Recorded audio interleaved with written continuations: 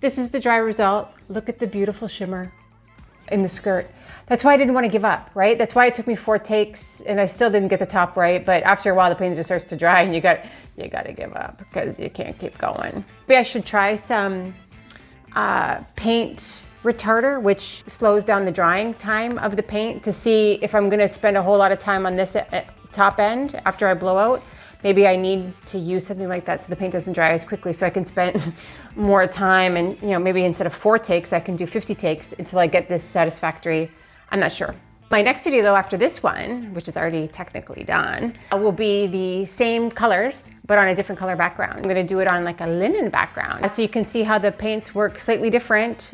Yeah, so like I said in the last video, if you got any ideas and you got some concept of some little colors that you'd like to see, I am gonna do this on a larger canvas eventually. I got 10 50 by 50s delivered the other day.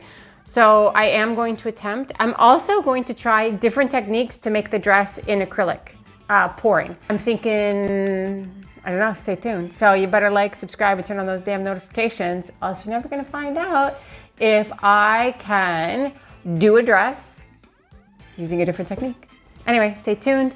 Ciao for now. Have a great weekend, and we'll see you on Tuesday with the sister of this one on a different base. Bye-bye.